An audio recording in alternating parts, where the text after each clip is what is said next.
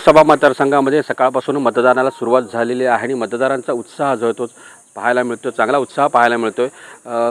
उद्योगमंत्री आणि रत्नागिरीचे पालकमंत्री उदय सामंत यांनी आपल्या मूळ गावी मतदान केलेलं आहे। त्यांनी मतदानाचा हक्क बजावलेला आहे।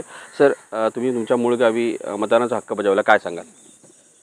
लोकशाहीतला हा फार मोठा उत्सव आहे आणि देशातल्या जगातल्या सगळ्यात मोठ्या लोकशाही असलेल्या देशामध्ये आज मतदान होते तिसऱ्या टप्प्यामध्ये।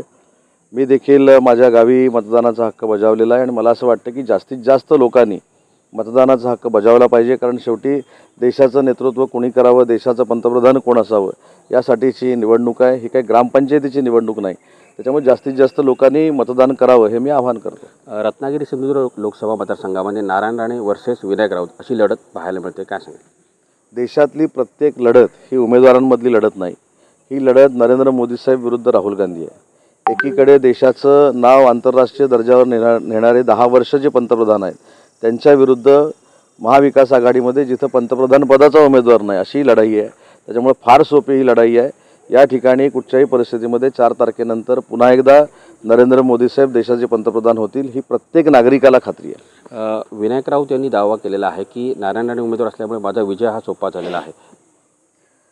8 उमेदवार एकूण उभे आहेत, त्याच्यातल्या आयरेनी पण दावा केला आहे ते निवडून येणार आहेत। दुसरे विनायक राऊत आहेत, त्यांनी देखील दावा केला आहे ते निवडून येणार आहेत।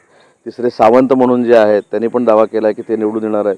त्याच्यामुळे जो उमेदवार असतो त्याला कॉन्फिडन्स असतो की मी निवडून येणार आहे, त्याच्यामुळे त्याच्यामध्ये त्यांचा दोष आहे असं मी मानत नाही। परंतु या निवडणुकीनंतर मतदार महायुतीच्याच उमेदवाराला मतदान करेल।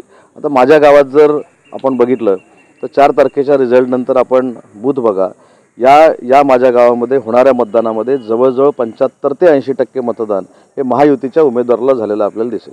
गेल्या काही दिवसांपासूनच्या रत्नागिरी मतदारसंघातल्या काही घडामोडी पाहता सामान्य बंधूंमध्ये वाद निर्माण झालेत का, अशा पुढे चर्चा झाल्या होत्या। तुमचे बॅनर जे आहे ते काढण्यात आले होते, काय नेमकं ते वाद झाले ही चर्चा तुम्ही केली, आम्ही नाही केली, मी तर केली पण नाही। मुद्दा असा आहे की मला आपल्याला देखील एक विनंती करायची आहे की एखादा भूमिका घेतल्यानंतर आता कुटुंब दुभंगलं, कुटुंबामध्ये वाद, त्याच्यामुळे भारत पाकिस्तान काही आम्ही लढत नाही। मुद्दा असा आहे की त्यांना वाटलं की त्यांच्या कार्यालयातला